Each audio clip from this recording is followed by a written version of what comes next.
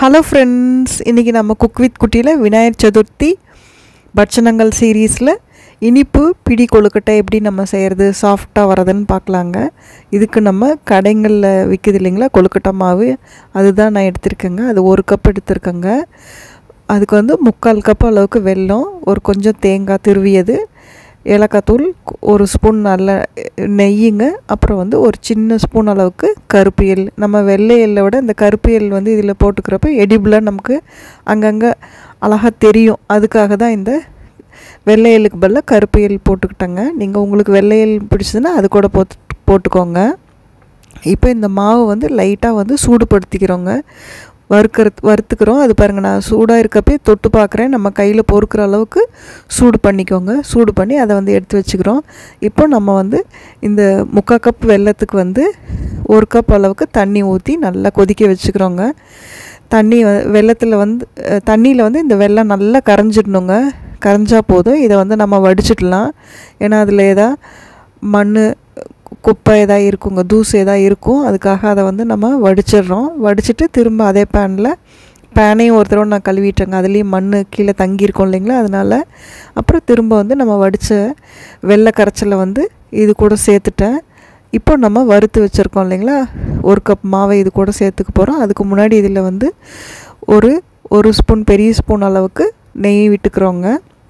இந்த நெய் விட்டு நம்ம பிசைறதுனால வாசமும் இருக்கும், சாஃப்ட்னஸும் கிடைக்குங்க. அப்புறம் ஏலக்காய் பவுடருக்கு 1 ஸ்பூன் அளவுக்கு போட்டுக்கிறோம்.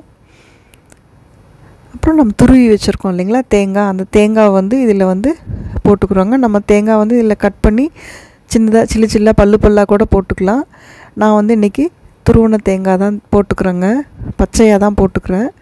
தேங்காய் நம்ம வறுக்கல, அப்படியே தான் இந்த வெல்லத்தில் போட்டுக்கிறோம். இப்போ நம்ம வறுத்து வச்சுருக்க கருப்பு எள் கொஞ்சம் போட்டுக்கிட்டோங்க.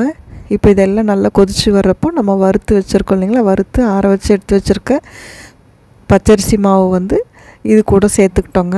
இது நல்லா கிளறி விட்டு மாவு வந்து நல்லா இதுலேயே வெந்துடுங்க. கடாயில் ஒட்டாமல் வர அளவுக்கு வந்து ஒன்று சேர வருங்க.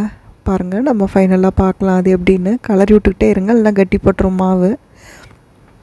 இந்த மாதிரி நல்லா கலரின உடனே பாருங்கள் இறுகி வந்துடுச்சு இல்லைங்களா. இந்த ஒரு இலக்கம் போதும். எடுத்து நீங்கள் இறக்கி வச்சிட்டிங்கன்னா அதே வந்து கொஞ்ச நேரத்தில் வந்து ஆறுறதுக்கும் இது வந்து கட்டியாக நம்ம கையில் பிடிக்கிற அளவுக்கு வர்றதுக்கும் டெக்ஸ்சர் வந்து கரெக்டாக இருக்குங்க. பாருங்கள், இப்போ ஆறிடுச்சு நல்லா. இப்போ வந்து நான் வந்து இதை அப்படியே நம்ம கையில் வந்து ஆற வச்சுக்க போகிறோங்க. நம்ம ஒரு வெசலில் மாற்றி ஆற வச்சிட்டோங்க. இப்போ ஆறின ஒன்றா காட்டுறேன் பாருங்கள், நல்லா ஆறிடுச்சு. இப்போ வந்து இதை வந்து இப்படி கையில் பிடிச்சி ஒரு அழுத்தம் கொடுத்து எடுத்து வைக்கிறோங்க. அவ்வளோதான், நம்ம பிடி கொழுக்கட்டை ரெடி ஆகிடுச்சுங்க. இது இப்போ வந்து நம்ம இட்லி பாத்திரத்தில் ஆவியில் வச்சு ஒரு 10 மினிட்ஸ் வேக வச்சு எடுத்துக்கிறோங்க. இது வந்து இன்னொரு மாதிரியும் நான் செஞ்சுருக்கேங்க. இதை வந்து இப்படி ஒரு ரவுண்டாக செஞ்சுட்டு ஒயின் பாட்டிலில் வந்து கவுத்து செய்வாங்க. அதுக்கு பதிலாக இது மாதிரி ஒரு மூடியை வந்து நம்ம அச்சு கொடுத்து எடுத்தோம்னா அது ஒரு டிசைன் மாதிரி இருக்குங்க. அப்போ நம்ம பார்க்குறதுக்கு குட்டீஸ்க்கு ஒரு அட்ராக்டிவாக இருக்கும் இல்லைங்களா. அந்த மாதிரி ஒரே மாதிரி செய்யாமல் இது மாதிரியும் செஞ்சு பாருங்கள், இதுவும் நல்லாயிருக்கும்.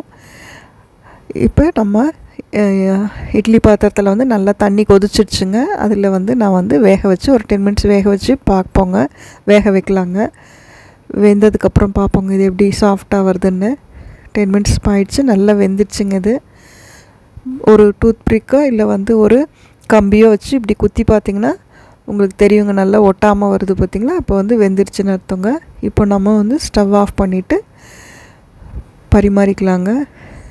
அவ்வளோதாங்க, நம்ம இனிப்பு பிடி கொழுக்கட்டை ரெடி ஆகிடுச்சுங்க. இது சாஃப்டாக இருக்குது பாருங்கள், எவ்வளோ சாஃப்டாக இருக்குது. நம்ம கடையில் வாங்கின மாவு வச்சு தான் செஞ்சோங்க. இது மாதிரி இதே அளவுகளில் எடுத்து நீங்கள் இதே மெத்தடில் செஞ்சிங்கன்னா உங்களுக்கு ரொம்ப சாஃப்டான பிடி கொழுக்கட்டை ரெடி ஆகிடுங்க. ரெசிபி பிடிச்சிருந்தா கட்டாயம் உங்கள் ஃப்ரெண்ட்ஸ் கூட ஷேர் பண்ணுங்கள். தேங்க்ஸ் ஃபார் வாட்சிங். தேங்க்யூ.